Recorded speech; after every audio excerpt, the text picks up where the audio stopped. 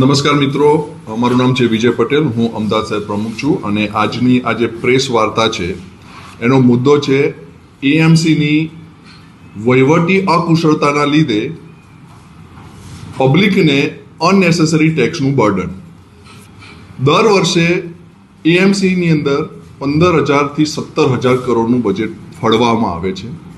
એ જોતાં એવું લાગે કે અમદાવાદની અંદર સખત કામ થતું હશે, પણ એ કામ થતું નથી. રીઝન? કારણ કે અમદાવાદ મ્યુનિસિપલ કોર્પોરેશન પાસે વહીવટી કુશળતા બિલકુલ નથી. આવું હું એટલા માટે કહી રહ્યો છું કે તાજેતરની અંદર અમદાવાદ મ્યુનિસિપલ કોર્પોરેશનના આસિસ્ટન્ટ કમિશનર માટે 5 વર્ષ માટે ટાટા ટિગોર ભાડાની કાર રાખવામાં આવેલી. એ વખતે એ કારની કિંમત 10 લાખ રૂપિયા હતી. 10 લાખ રૂપિયામાં તમે એ કાર ખરીદી શકો એવી 21 કાર એએમસીએ ભાડે એમના આસિસ્ટન્ટ કમિશનર માટે લીધી. જો 21 કારને 21,000ના ભાડેથી, એટલે દર મહિને એક ગાડીનું ભાડું 21,000, એવી રીતે કન્સિડર કરીએ કે 21,000 ગુણ્યા 5 વર્ષ એટલે કે 60 મહિના માટે, તો એનું એએમસીએ ભાડું ચૂક્યું છે 12,60,000, જ્યારે એ વખતે ગાડીની કિંમત જ 10 લાખ હતી.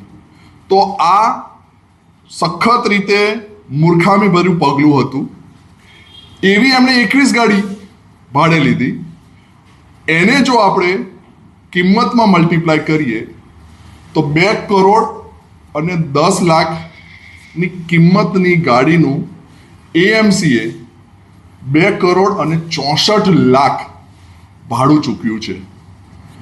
આવું જ જો એએમસી પોતાની વહીવટ કુશળતા બતાવતા રહેશે તો કોઈ પણ રીતે અમદાવાદીઓ જે પોતાના હાર્ડ અર્ન મની છે, પરસેવાના પૈસા છે, જે ટેક્સમાં રૂપે ચૂકવે છે, એનું કોઈ યોગ્ય પરિણામ મળશે નહીં.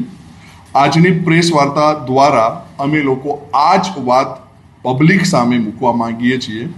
આવું કેમ થઈ રહ્યું છે એની પાછળ પણ અગેન રીઝન છે કે પબ્લિક સર્ટેન મુદ્દાઓને ધ્યાનમાં લઈને ફટાફટ વિચાર્યા વગર એક જ બાજુ વોટ આપે છે અને એના લીધે આ જે અધિકારીઓ છે, જે બ્યુરોક્રેટ્સ છે, એની ઉપર પ્રજાનો જે માણસ બેસવો જોઈએ, યોગ્ય માણસ જેની પાસે વહીવટી કુશળતા હોય, એવો માણસ રહ્યો નથી. બ્યુરોક્રેટ્સ અત્યારે હાલ સરકારના કંટ્રોલમાં નથી અને આવા ને આવા પુષ્કળ કૌભાંડ કરી રહ્યા છે. આગળની રણનીતિ શું છે? આગળના સમયમાં અમે આ વાતને લઈને, આ સેમ પ્રિન્ટ લઈને ડોર ટુ ડોર જઈશું અને લોકોને જાગૃત કરીશું કે તમારા દ્વારા ચૂકવાયેલા પૈસાનો કેવી રીતે દુરુપયોગ થઈ રહ્યો છે, કેવી રીતે એ પૈસાનો બારોબાર વહીવટ થઈ જાય છે, અથવા એમની પાસે વહીવટી કુશળતા નથી અને એના લીધે આપણે શોષવાનું આવે છે.